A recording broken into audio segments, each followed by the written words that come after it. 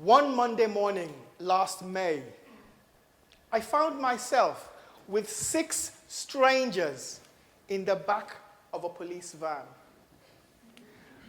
Have you ever been in a place and asked yourself, do I belong here? And before you ask, no, I was not arrested for not having a TV license.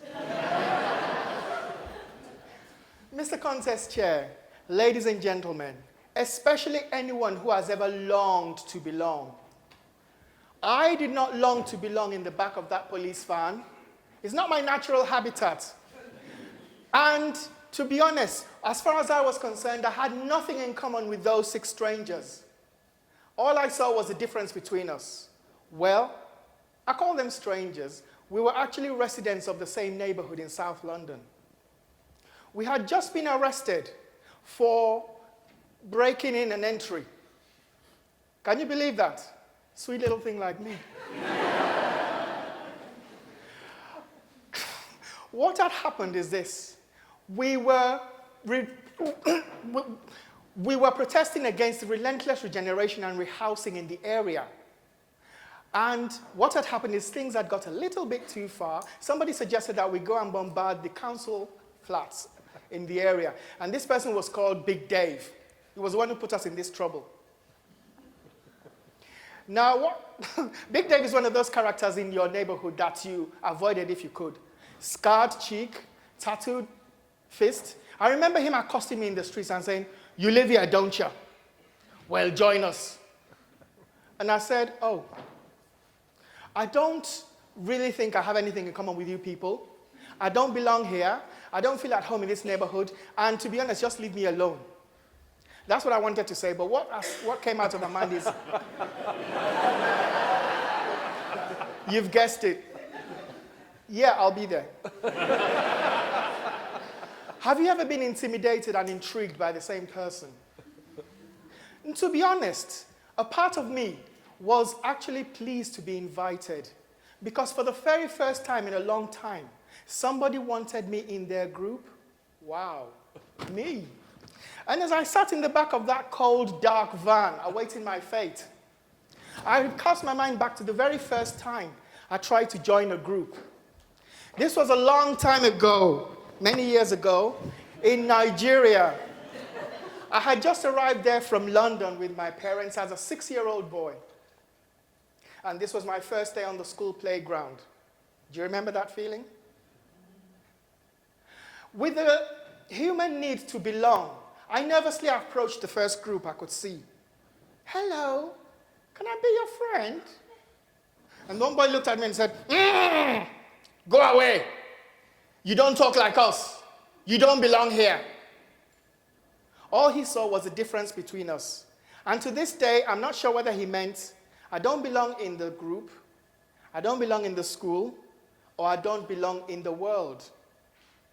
Now, it sounds a bit funny right now, but remember, I was 6, and it hurt. A more confident kid would have probably said, "No, you go away, because I belong here just as much as you." But instead, I chose not to belong. Instead, what happened is, to hide my hurt, self-preservation kicked in, and I developed a mantra. Would you like to hear this mantra? Yes. I don't know why I'm asking, it's already in the speech anyway.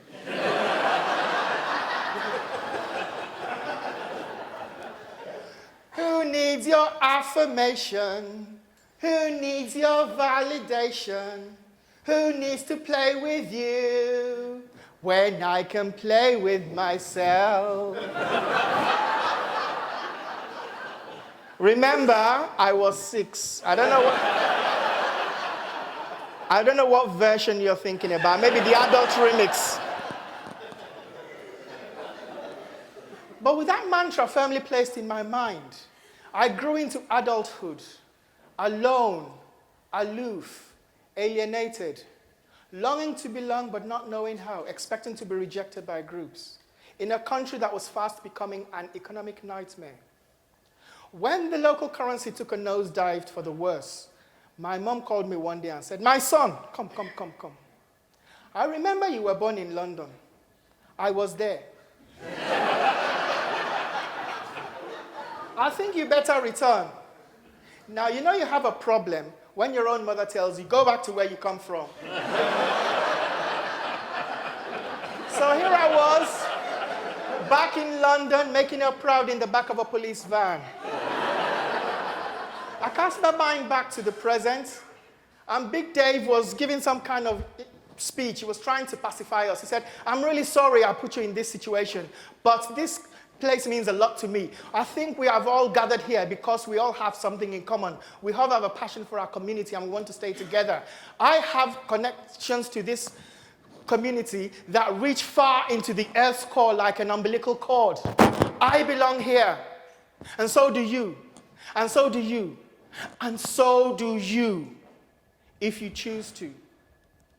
And as he spoke, I actually forgot the gravity of what we were in for, and he suddenly transformed from a figure of intimidation to a figure of inspiration. He was doing something I had been too scared to do on that playground many years ago. He was making a conscious choice to belong to a group. And at the same time, he was ready to fight anybody who stood in his way.